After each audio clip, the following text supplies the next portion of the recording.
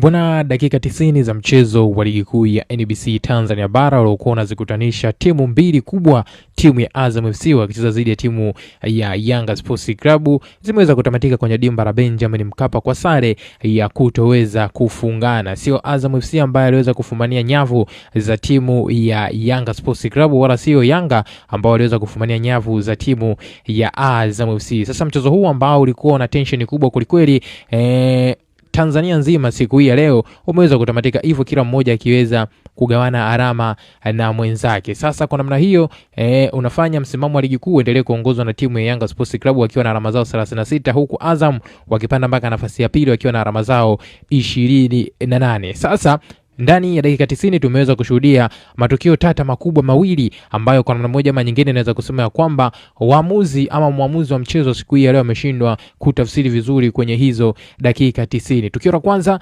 ni offside ya mchezaji Max Nzengeli ambayo muamuzi wa mchezo aliweza kung'amua kwamba ile ni offside, wakati mchezaji Max Nzengeli baada ya kuweza kuangalia vizuri picha za marejeo hakuwepo katika eneo la kuotea. Ni zaidi pale klabu ya Yanga waliweza kunyongwa kwenye tukio lile la kushambulia kuelekea kwenye timu ya Azam FC. Kwa namna moja ama nyingine muamuzi aliweza kukosea kutoa tafsiri ya offside, wakati Max Nzengeli wakati mpira unatoka alikuwa kwenye eneo sahihi la onside. Lakini tukio la pili ambalo liliweza kutokea kwenye kipindi cha pili cha mchezo kwenye dakika za jioni kabisa ni foul ambayo Prince Mpumelelo Dube aliweza kuchezewa kwenye eneo la 18 na beki wa timu ya Azam FC Fontes.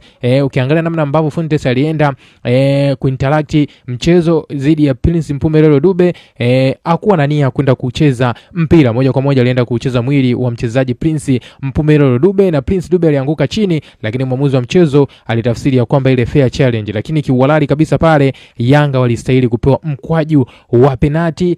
Pengine matokeo yasingekuwa ya sare, tungeweza kushangaza klabu ya Yanga wangeweza kupata bao moja kupitia mkwaju wa penalti ambao waliweza kunyimwa kwenye dakika za jioni na mwamuzi wa mchezo mara baada ya Dube kufanywa faulu katika eneo la 18. Una maoni gani kuhusiana na haya matukio mawili ambayo yaliweza kutokea kwenye mchezo huu wa ligi kuu ya NBC Tanzania bara? Njoo tuandikie kupitia sehemu ya comment, bila kusahau kulike, kushare na kusubscribe channel yetu.